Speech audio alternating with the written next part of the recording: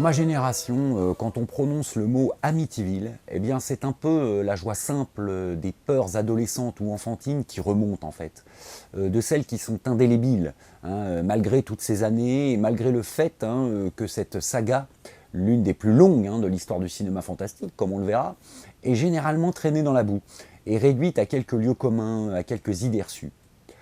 Alors pour moi, justement, tout commence il y a plus de 36 ans, en 1980.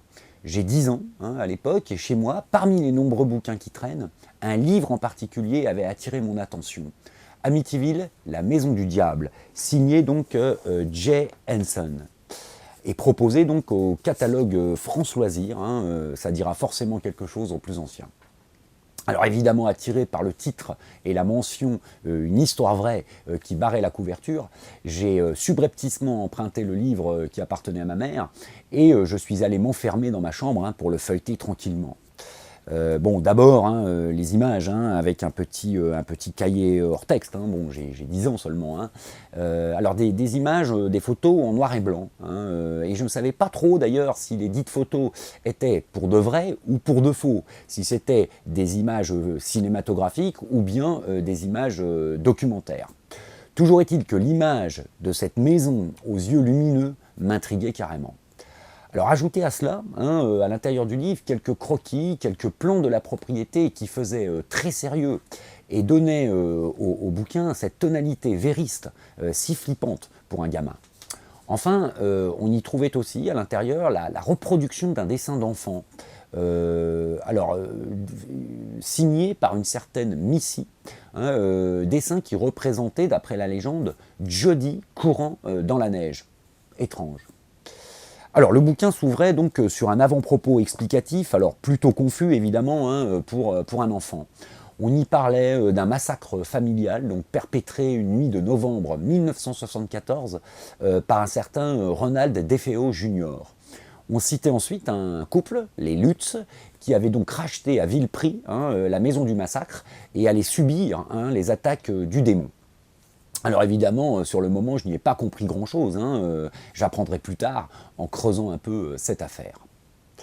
Enfin bref, j'entrais enfin dans le récit, et dans cette fameuse maison donc, située donc, dans l'État de New York, sur l'île de Long Island, dans le quartier résidentiel d'Amityville, à l'adresse du 112 Ocean Avenue. Alors, totalement journalistique, strictement narratif, pourrait-on dire, le livre, l'auteur, fait mouche dès les premières pages. Et puis, les interventions du narrateur au présent, ses retours au temps de l'écriture, pour nous parler en fait des impressions encore vivaces de la malheureuse famille, rendent encore plus crédible en fait le récit du drame et l'inscrivent au rayon des histoires vraies, comme l'aurait dit à l'époque Pierre Bellemare. Le réalisme documentaire du livre me fout une trouille de tous les diables, et à partir de là, j'aurai toujours cette petite boule au ventre quand je reverrai donc la sinistre silhouette de cette maison sur telle ou telle affiche, dans tel ou tel documentaire, ou dans tel ou tel film de la franchise, même les plus ratés.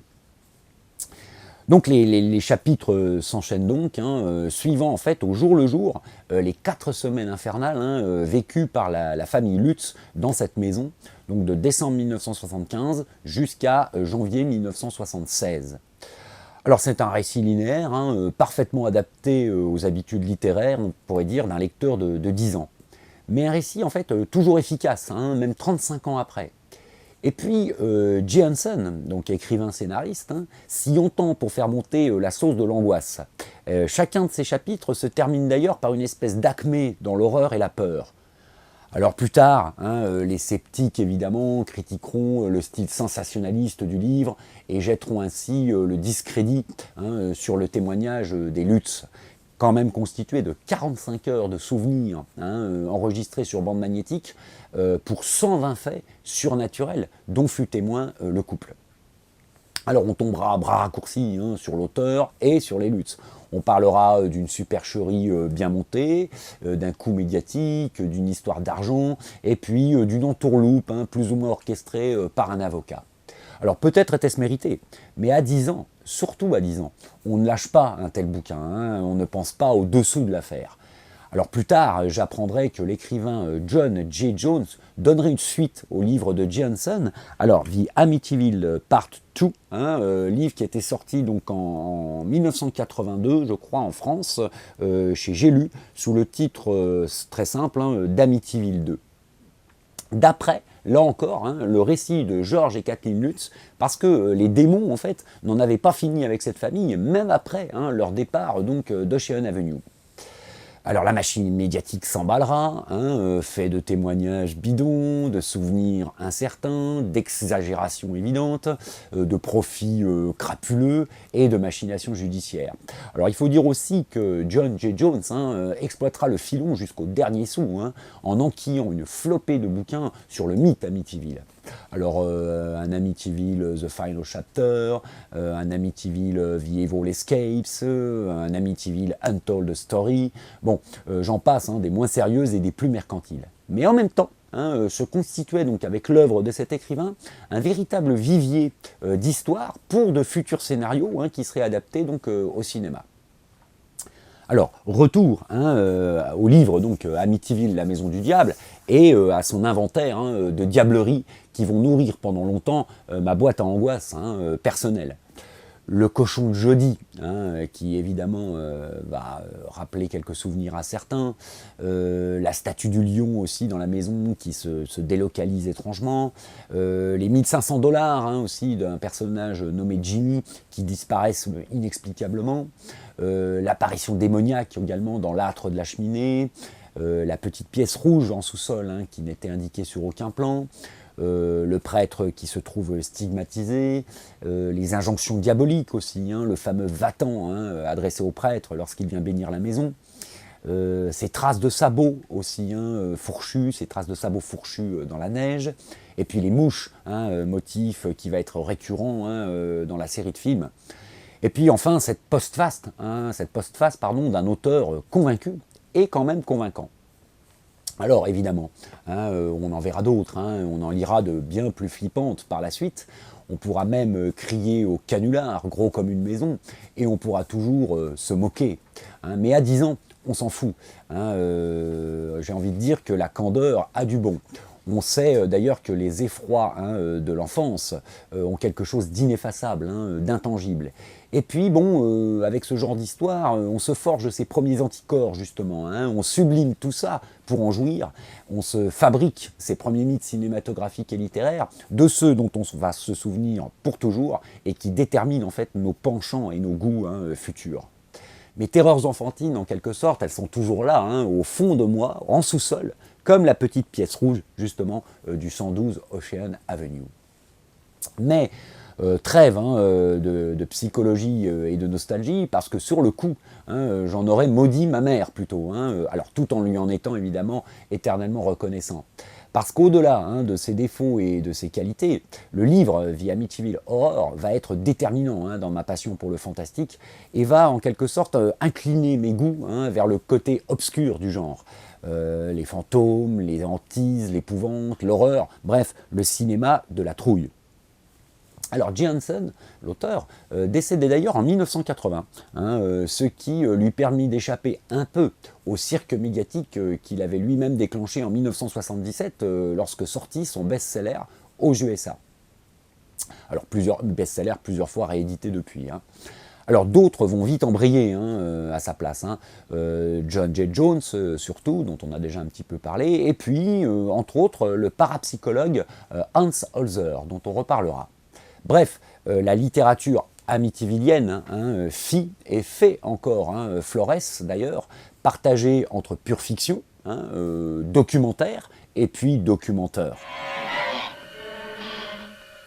I'm coming apart! Oh, mother of God, I'm coming apart!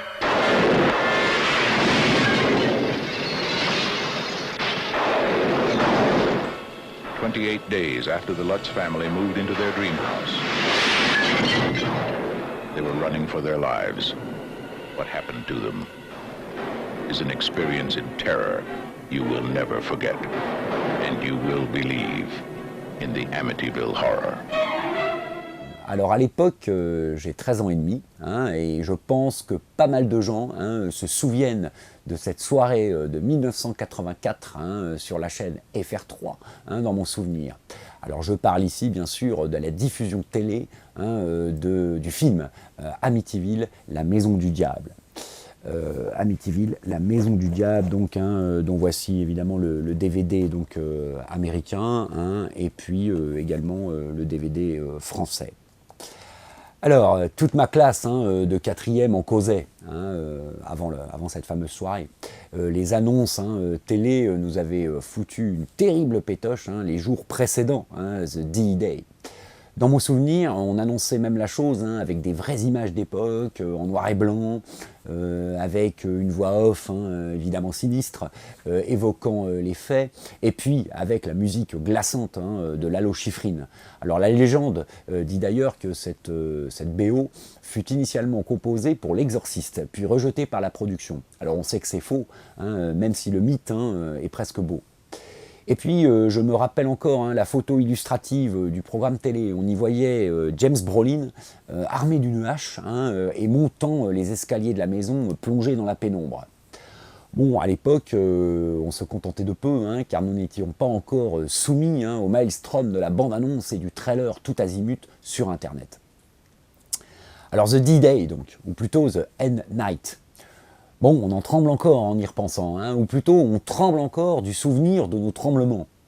Alors le film était sorti au cinéma 4 ans plus tôt en France, à l'hiver 1980, et avait été un gros carton au box-office, sans que l'adolescent de base, bien sûr, ne puisse prendre de l'avance et télécharger la chose via Kakao Web ou C'est pas bien.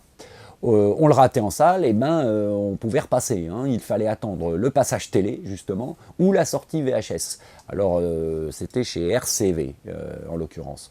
Mais à l'époque, chez moi, il n'y avait pas de magnétoscope.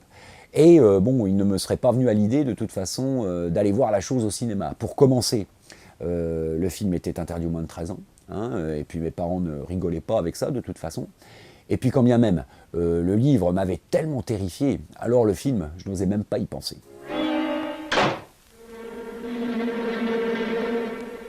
God's peace in this house.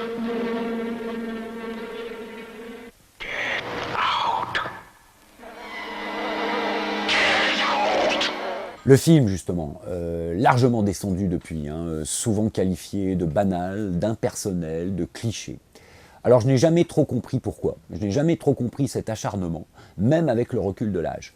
Mais aujourd'hui le pli est pris, et il est décrété donc que The Amityville Horror est un mauvais film, et que Stuart Rosenberg, qui a réalisé Luc la main froide, Brubaker, a mis en scène une purge. C'est incompréhensible. Alors on connaît tous l'histoire évidemment, fidèle au roman documentaire de Jensen. Le scénario donc, de Sandor Stern raconte les mésaventures donc, de braves Américains moyens, les Lutz et leurs enfants, qui emménagent donc, dans une maison bien trop belle pour être honnête, comme dit Christophe Gacquière dans Vidéotopsie. Alors c'est vrai, le budget alloué au film n'est pas pharaonique, c'est un peu plus de 4 millions de dollars je crois d'après les sources, et empêche la réalisation d'un gros film. À l'origine, il était d'ailleurs prévu que cet Amityville soit un téléfilm, avant que l'AIP ne mette son nez dans la production via Samuel Z. Arkoff. Donc, Rosenberg joue la carte de la suggestion, parie sur l'identification du public aux habitants du lieu. Plutôt classique dans son filmage, sans esbrouf, le réalisateur en fait laisse le spectateur imaginer plutôt que de le faire sursauter toutes les 5 minutes. Et puis l'angoisse dans ce film vient en fait d'une multitude de petits détails en apparence très anodins et d'autant plus angoissants qu'ils pourraient en fait se produire dans n'importe quelle maison. Alors le froid persistant par exemple que seul George Lutz, interprété donc par James Brolin, semble sentir, des coups de vent bizarres, l'argent donc disparaissant inexplicablement, le réveil donc chaque nuit à 3h15. Et puis l'humeur de George qui se dégrade, parce que comme dans L'Exorciste, le démon, évidemment, s'attaque à la cellule familiale. Alors c'est Regan McNeil dans le film de William Friedkin. Et puis donc c'est George Lutz, le père de famille, dans Amityville. Alors une autre habileté de Stuart Rosenberg, et que souligne aussi donc, le dit Christophe donc, dans Vidéotopsie, c'est avoir situé la majeure partie des scènes de trouille, non pas dans la cave poussiéreuse et obscure, mais dans la partie supérieure de la maison, la partie, j'ai envie de dire, lumineuse. Alors la chambre principale des enfants, avec leurs 2 fenêtres en chien assis, les 2 yeux donc malveillants de la maison, la chambre des parents, la salle de bain, et puis surtout la chambre de la petite Amy. Alors ce lieu de l'innocence, a priori, se transforme vite en fait en cœur maléfique de la bâtisse, avec la présence donc récurrente de Jodie, camarade imaginaire ou pas, de la gamine. Who are you singing to, princess? You scared Jody. Jody? Look, there's no one here, see? You scared her. She went out the window. She went out the window. Well, I better check and make sure she's not still there, huh?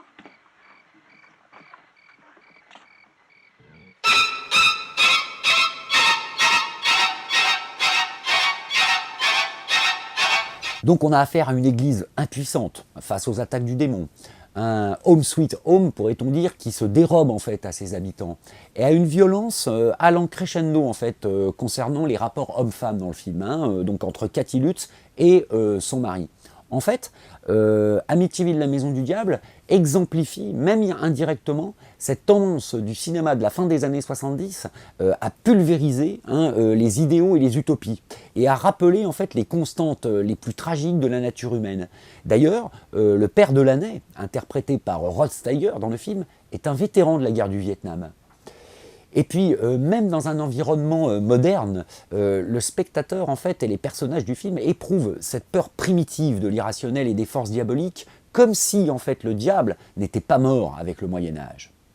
D'ailleurs, jusqu'à la veille de sa mort, la vraie Cathy Lutz jura que ce qu'elle et son mari avaient raconté était vrai. Alors depuis ces événements, la maison d'Amityville a été plusieurs fois habitée, sans qu'aucune bizarrerie ne soit rapportée. Alors les Lutz avaient-ils tout imaginé? Ont-ils été victimes d'une sorte d'hystérie collective? Peut-être. Bon, en tous les cas, James Brolin et Margot Kidder, les 2 interprètes donc du couple, n'ont jamais cru à cette histoire de hantise. Alors les plus versés dans les affaires du démon nous diront que c'est normal en même temps, car on sait que la plus subtile ruse du diable est de nous faire croire justement qu'il n'existe pas. Bien sûr, les années ont passé, et les jeunes d'aujourd'hui se marrent généralement en voyant cette Amityville, à cause de ces effets spéciaux, un peu dépassés, et puis de ce rythme tellement lent, à l'aune des critères actuels. Bon, c'est ainsi.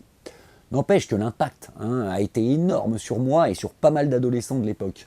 Amityville, la maison du diable, en fait, c'est un film qui allait imprimer dans nos esprits les premiers codes esthétiques et les premiers motifs du cinéma d'épouvante, celui qu'on allait adorer jusqu'à aujourd'hui. Comparaison n'est pas raison, certes, et Amity n'est pas Amityville. Mais le film fut un peu, en fait, notre dent de la mer, finalement. La maison, notre monstre à nous, comme le requin avait été celui des enfants nés au milieu des années 60. Bon, c'est un film initiatique en quelque sorte, une œuvre d'apprentissage en un mot, peut-être plus qu'aucune autre. En 1988, Amityville, la maison du diable, a fait un autre passage à la télévision française sur la défunte chaîne La 5, dans les fameux accords du diable. Mais la VHS était passée par là et avait emporté avec elle la naïveté enthousiaste des premières découvertes. Nouveau bond dans le temps, on en arrive à 1985, mon année de 3e. Alors à l'époque, j'ai 14 ans et demi, et mon souci principal, c'est le cinéma et les cassettes vidéo, la VHS.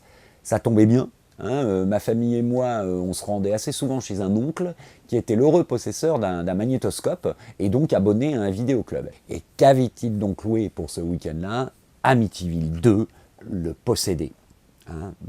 Piètre DVD français, Tiens, voici le Blu-ray donc espagnol, hein, et puis cette édition collector anglaise absolument magnifique, hein, et très complète. Alors Amityville 2, Le Possédé, film sorti donc en janvier 1983 hein, dans les salles françaises, un peu avant cet autre excellent film qui était L'Emprise de Sidney G. Furie.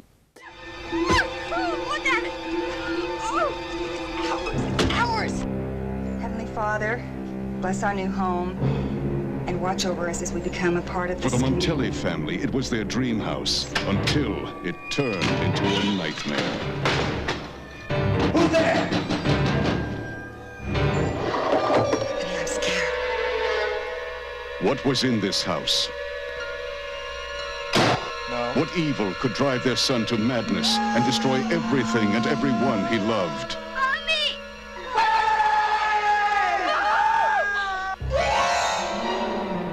Now, Amityville 2, The Possession.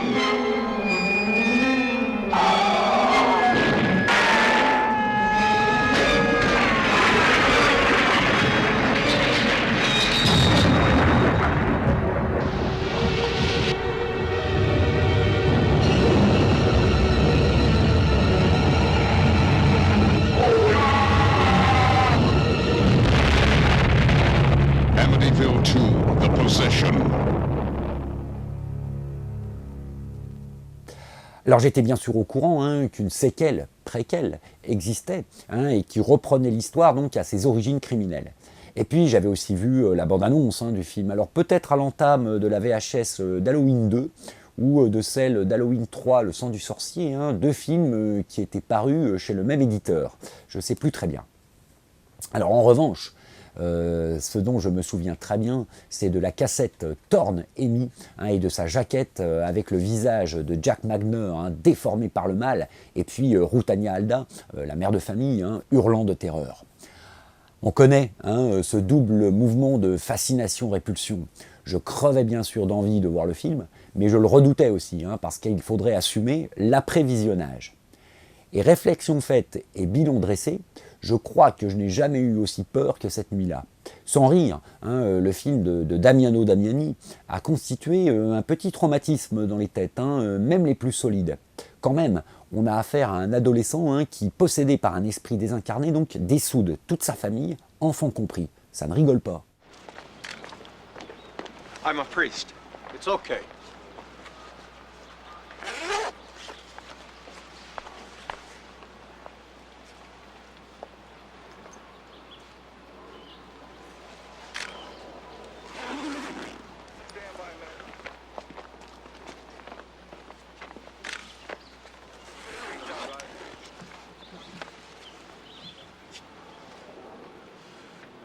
Alors c'est vrai, Le Possédé prend de larges distances avec les faits hein, et obéit à un script complètement fantaisiste et original. Mais il s'appuie quand même sur un terrible fait divers que tous les amateurs d'Amityville hein, connaissent, puisque le prologue d'Amityville, la maison du diable, évoquait déjà cette affaire, tout comme celui de Conjuring 2, le cas Enfield, hein, il y a peu, lors de la transe médiumnique hein, de Lorraine Warren.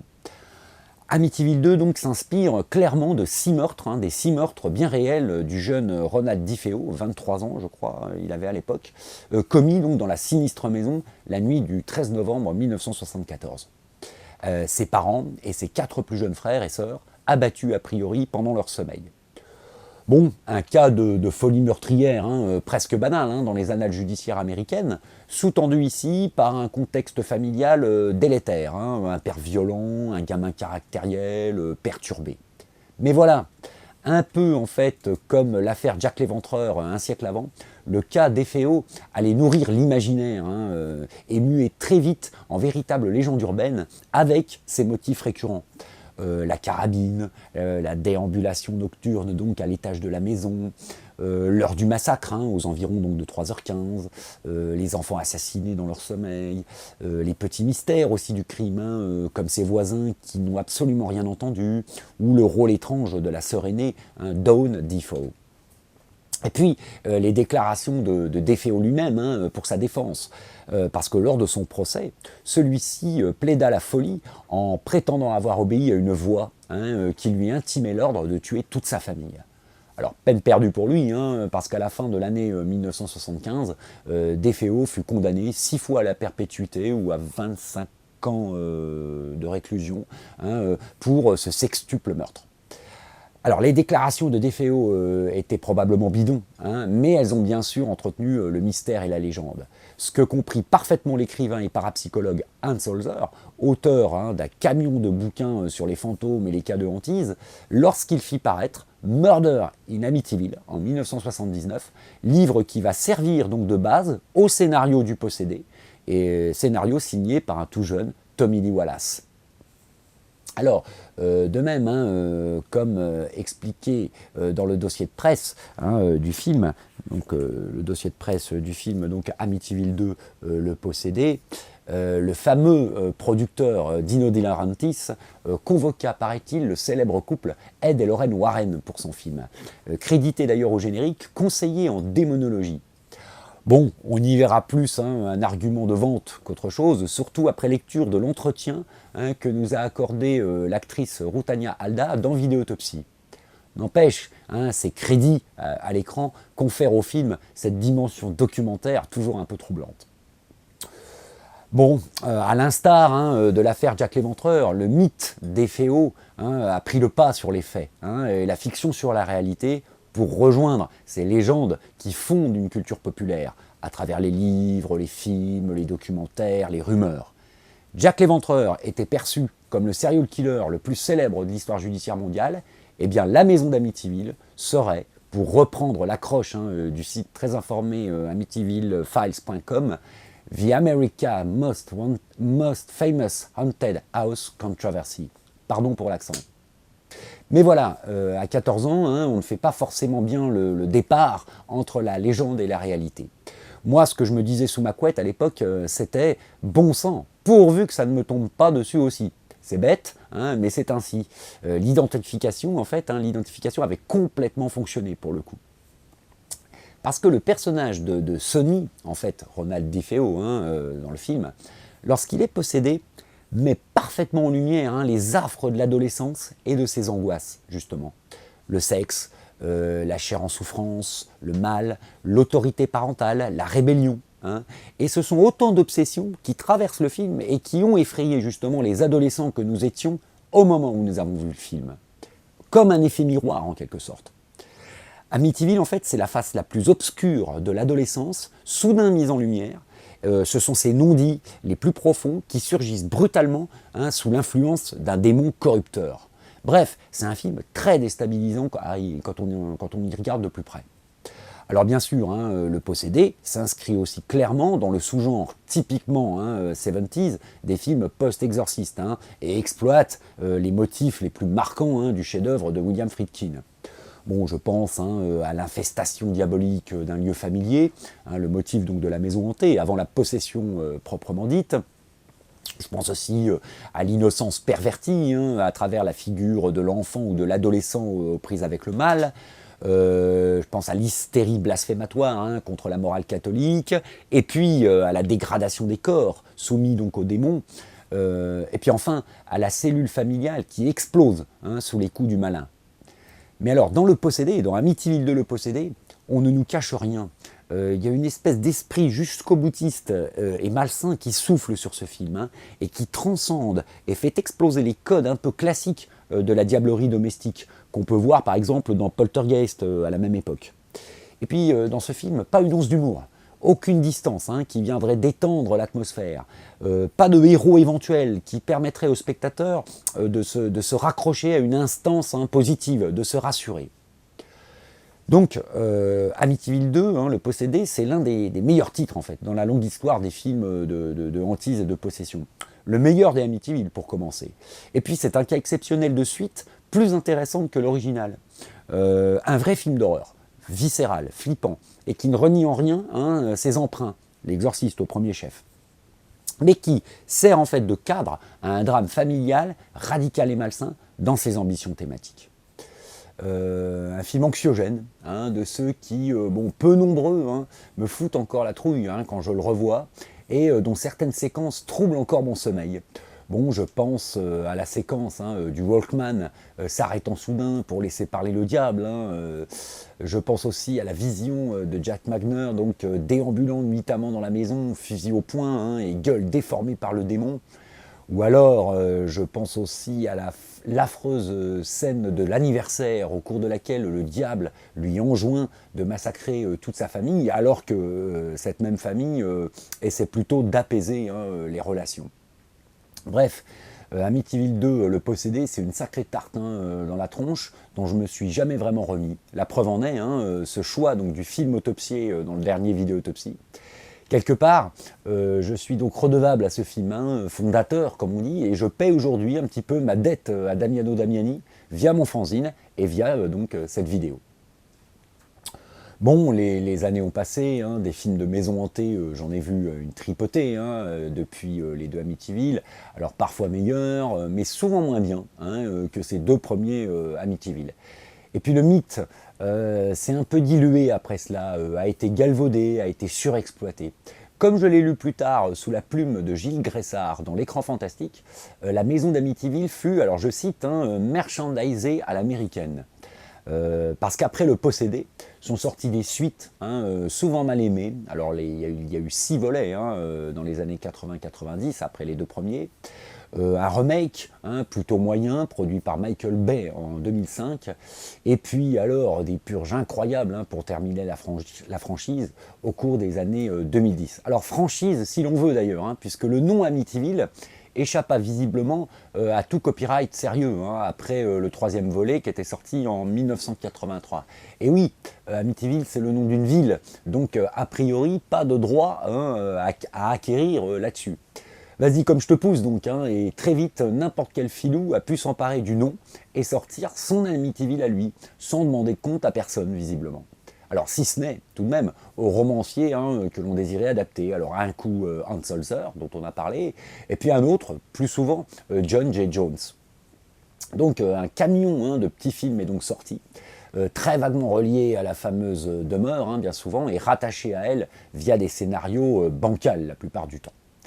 Bref, quand on pousse, si l'on peut dire, la porte de la maison, ben c'est un peu la jungle, hein. On navigue à vue, hein. Alors entre DTV, donc produits qui sont directement destinés au marché de la vidéo, projets en développement, projets avortés, films plus ou moins amateurs, films plus ou moins abandonnés. Bon, au total, il y a quand même eu au moins 17 films hein, qui virent le jour de 1979 à 2016 et qui citent le nom Amityville dans leur titre.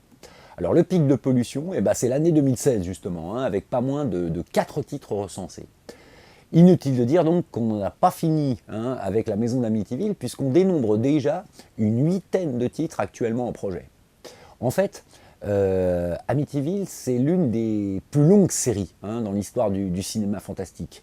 Et ce qui est intéressant, c'est que les hantises et les histoires de diablerie sont carrément revenues à la mode ces dernières années. Et ce Vidéotopsie 18, donc, hein, le dernier en date, sonne un petit peu comme un retour aux sources. Parce que bien avant les Insidious et autres Conjuring, eh bien, il y eut Amityville. Et c'était bien de le rappeler. Alors, ajoutez à tous ces films hein, les innombrables documentaires, les livres, les bandes dessinées, la série qui verra peut-être le jour bientôt, les moments parodiques, les citations ou les clins d'œil plus ou moins respectueux. Bon, je pense notamment à celui dans Scary Movie 2.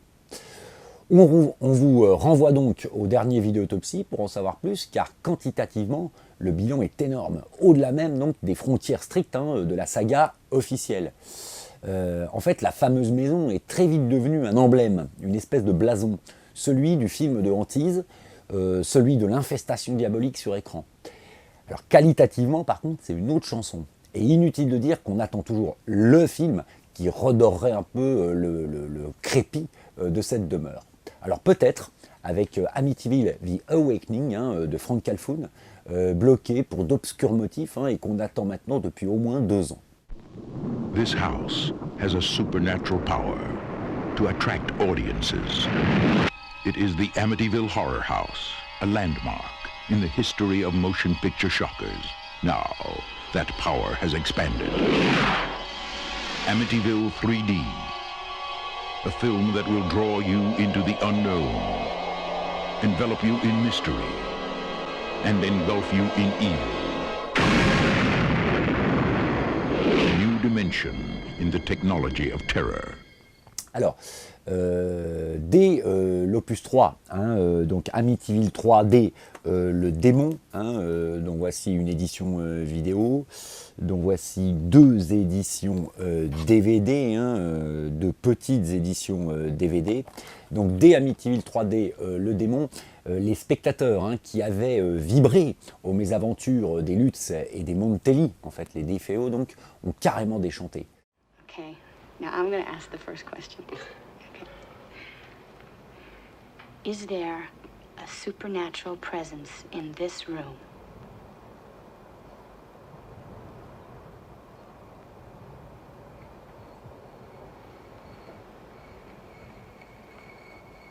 Hey. Shh.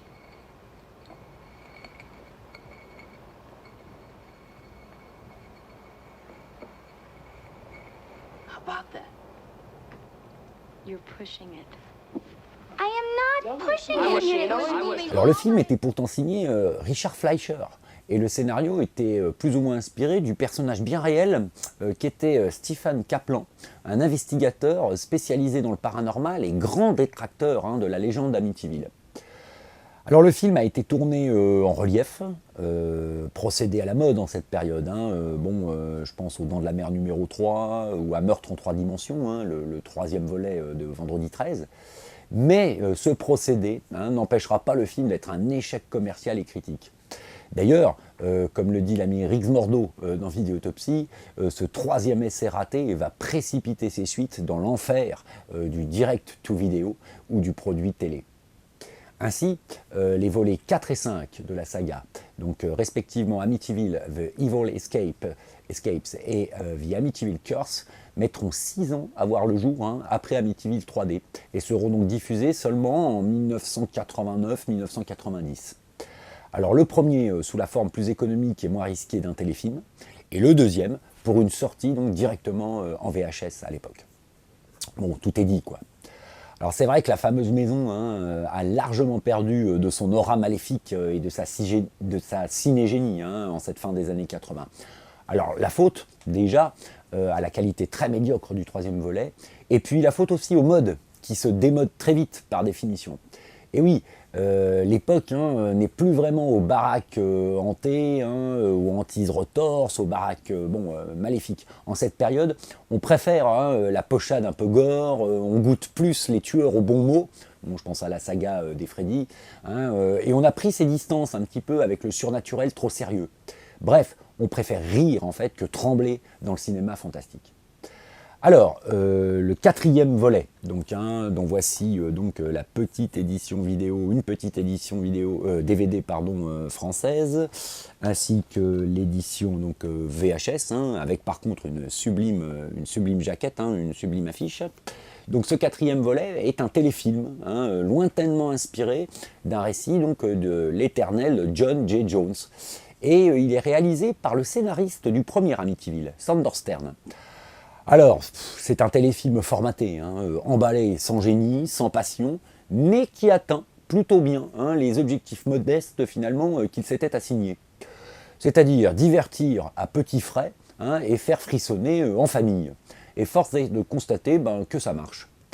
Alors ce téléfilm américain inaugurait d'ailleurs la tendance scénaristique qu'on allait retrouver quasiment de film en film pendant tous les Amityville des années 90, celui de l'objet maléficié, plus ou moins lié à la célèbre maison. Alors ici, c'est une lampe qui était habitée par le démon. Alors une règle à laquelle fait d'ailleurs exception Amityville 5, donc Amityville la malédiction, alias The Amityville Curse, adaptation d'un livre d'Hans Holzer, un film plutôt correct finalement et largement moins ennuyeux que le troisième volet par exemple. Alors même chose pour le 6e, Amityville 1993, votre heure a sonné. alias Amityville 1992, It's About Time.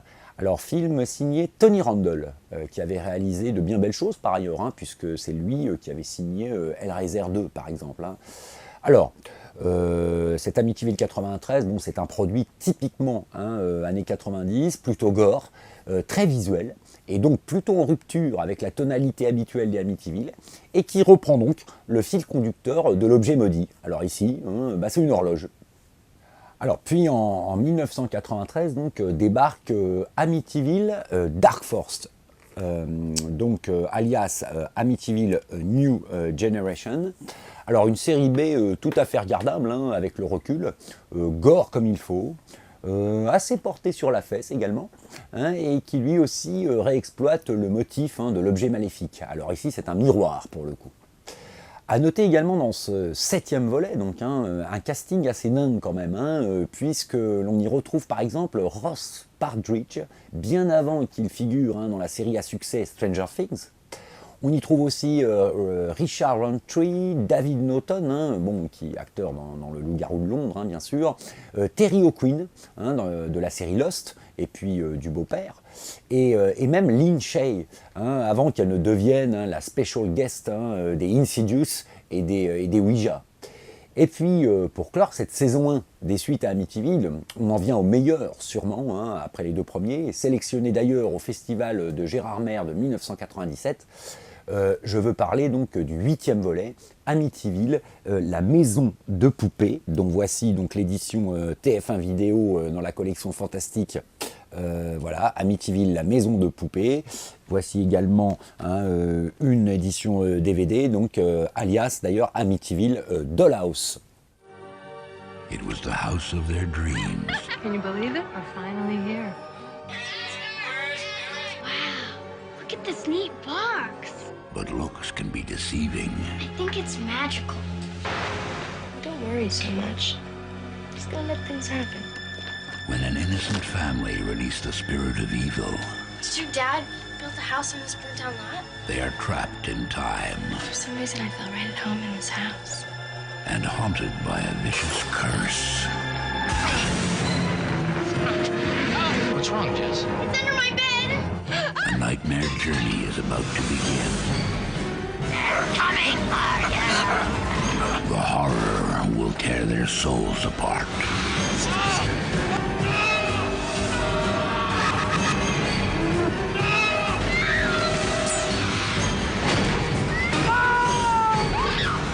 This will be our little secret. Don't do this!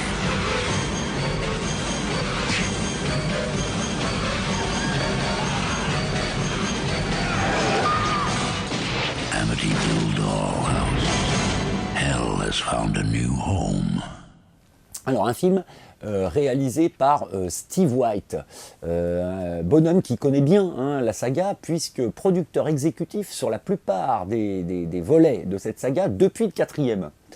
Alors Amityville, la maison de poupées, c'est un bon petit film, bien garni visuellement, aux idées un peu folles, et qui pour le coup rompt totalement avec les codes établis par le premier Amityville, ceux du non-dit, de l'implicite, du hors-champ. Là on est dans la monstration absolue. Bon. Alors après 1996, c'en était donc terminé, en tout cas momentanément. Le potentiel du thème avait été épuisé à travers 8 épisodes plus ou moins réussis, sans que la série ne retrouve jamais en fait la qualité des 2 premiers opus. Et puis arriva l'ère du remaking. Les années 2000 ont donc vu pousser les reboots, les remakes, et c'est Michael Bay qui allait être couronné roi du genre, entre guillemets, à travers sa société Platinum Dunes. Alors Platinum Dunes, c'était une structure carrément spécialisée dans la relecture des classiques de l'horreur, avant qu'elle ne diversifie ses productions. Alors la boîte a pu proposer des belles choses, je pense au Massacre à la tronçonneuse et au Vendredi 13 de Marcus Nispel, et de largement moins bonnes choses aussi, qu'on pense au remake de Hitcher ou Freddy, les Griffes de la nuit. Et à mi-chemin finalement entre les deux, eh bien le remake d'Amityville, la maison du diable, intitulé chez nous donc tout simplement Amityville, voilà, en 2005. Donc 9 ans après, la maison de poupée, finalement, la fameuse demeure, rouvrait donc ses portes en grand et en grande pompe, histoire de remettre un petit peu les compteurs à zéro et les pendules à l'heure. En fait, repartir, la volonté était de repartir de la base, revenir à la source, celle du best-seller de Jensen et des mésaventures donc de la famille Lutz. Alors ce qui est amusant, c'est qu'il y a plus de 35 ans, on reprochait au film original son manque d'ambition visuelle, son côté téléfilm de luxe, trop suggestif et trop mou. Et 35 ans plus tard, on reprochera à son remake l'exact inverse, une débauche d'effets spéciaux et la turbulence de sa mise en scène, de son rythme. Parce que ceux qui avaient trouvé le premier Amityville un peu émollient, auraient dû apprécier son remake. Eh ben non en fait, le film se prend une volée de bois vert par la critique, malgré un gros succès au box-office. Et oui, parce que les plus jeunes avaient forcément entendu le nom Amityville comme celui d'une légende urbaine, un peu imprécise, un peu floue, mais sacrément excitante et incitative pour des ados qui seraient bientôt addicts au Paranormal Activity et autres Conjuring. Donc ce remake, c'est un film à réévaluer, pas aussi mauvais finalement qu'on l'a dit, ne serait-ce d'ailleurs que pour son casting assez exceptionnel. Alors, le dossier est-il clos après l'octologie des années 80 et 90 et le remake? Ben non, bien sûr, parce que à l'orée des années 2010 et jusqu'à aujourd'hui, la fameuse maison allait encore faire le beurre de toutes petites structures de production cette fois, à travers de tout petits films au micro-budget, tendance série Z. Alors des films qui nous feraient regretter les productions estampillées Steve White des années 90 finalement, bien meilleures que ce que l'on a pu en dire. Alors sans entrer dans le détail, pour ceux que ça intéresse, je vous renvoie au numéro spécial Amityville de Vidéotopsie. On a donc eu droit à The Amityville Haunting en 2011, donc un film estampillé The Asylum, pour situer, donc un fan footage bien baveux. Puis The Amityville Asylum en 2013, donc Amityville Asylum, un film anglais d'Andrew Jones qui mélange donc les motifs de l'hôpital psychiatrique hanté et celui de notre mythe. Bon, très pénible à suivre aussi. Est venu ensuite, le plus rigolo, Amityville Death House en 2015, film de Marc Polonia. Alors une sorte de sous Evil Dead, avec une scène dans laquelle une nana se métamorphose en énorme araignée. Bon, c'est plutôt sympa, ça n'a pas grand chose à voir avec Amityville, mais c'est plutôt sympathique. Puis, toujours en 2015, alors, le très très pénible The Amityville Playhouse, un film anglo-canadien de John R. Walker, qui se situe dans une espèce de cinéma hanté. Bon. Et puis on en arrive à 2016, où là c'est l'invasion, alors peut-être est-ce dû à Conjuring 2, le cas Enfield, ou plus généralement à la vague des productions James Wan ou Blumhouse, sur lesquelles des petites boîtes ont surfé et surfent encore allègrement, trouvant dans le simple nom Amityville, balancé comme ça gratos en titre, un argument publicitaire de choix. Alors en 2016, on commence par une purge absolue, Amityville Vanishing Point de Dylan Mars Greenberg, film hyper fauché, dont la seule réussite est peut-être l'accroche, A House is not a home. Puis le plutôt sympathique pour le coup, The Amityville Terror, bon évidemment ce ne sont que des films sortis en DVD et inédits en France. The Amityville Terror de Michael Angelo, qui reprend certains des motifs du tout premier, qui n'est pas désagréable à suivre. On continue avec le beaucoup plus pénible, The Amityville Legacy de Dustin Ferguson et Michael Johnson. Puis on termine avec Amityville No Escape d'Enrique Couto. Alors un fan footage qui s'annonce plutôt bien à la vision de la bande-annonce, on n'a pas encore pu le voir. Bon, globalement, c'est une cascade de déception, bien sûr, cette période année 2010, mais bon, qui n'annule pas le charme premier. Et puis mine de rien, comme si elle était l'un des plus beaux exemples de ce revival années 70, années 80 dans le cinéma d'horreur contemporain, l'ombre de la maison plane toujours sur le genre, presque revenu en grâce, si l'on peut dire, malgré sa déconfiture cinématographique. En 2013, par exemple, Conjuring, les dossiers Warren, rouvraient un petit peu les hostilités dans sa citation finale. Et puis Conjuring 2, le cas Enfield, enfonçait un peu plus le clou en 2016, notamment dans sa très chouette séquence d'ouverture dont on a déjà un petit peu parlé. Enfin, peut-être qu'en 2017, l'Amityville donc de Frank Calhoun, The Awakening, sortira sur les écrans. Bref, on rêve maintenant d'un Conjuring 3 sacrifié à toute l'affaire.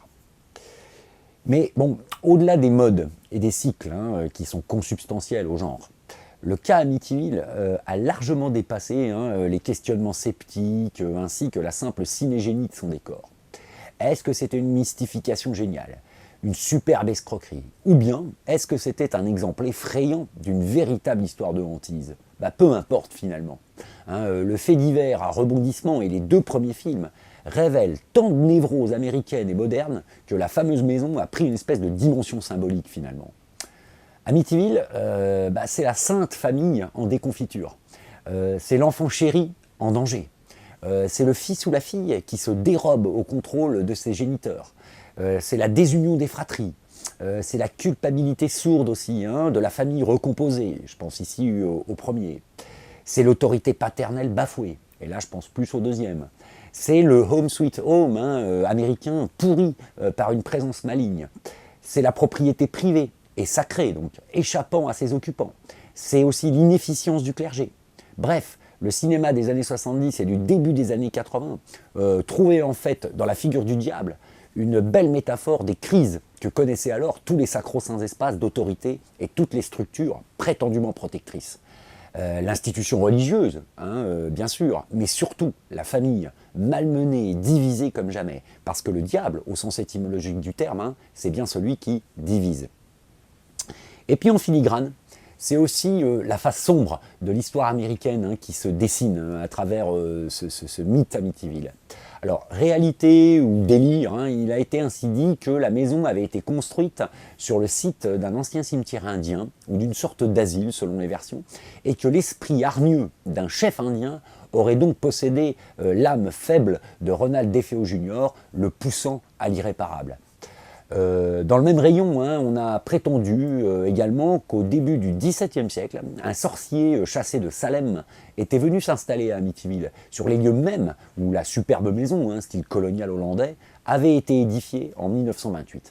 Bref, l'affaire appuie en fait là où ça fait bien mal, et là où ça démange dans l'histoire américaine. Et elle nous permet de découvrir le visage d'un pays dévoré par ses angoisses et ses obsessions, dévoré aussi par ses culpabilités. Alors, un gamin de 10 ans aurait-il pu voir tout cela à la lecture du livre de Jay Hanson ? Sûrement pas. Un préadolescent de 13-14 ans en aurait-il pu avoir la vague intuition à la vision des 2 premiers films de la série ? C'est peu probable. Ce qui est sûr, c'est que cette maudite maison aura littéralement fondé tout un pan de ma cinéphilie et aura mis à nu mes peurs les plus profondes. En fait, ce n'est pas la maison d'Amityville qui est hantée. C'est plutôt elle qui hante encore ma mémoire.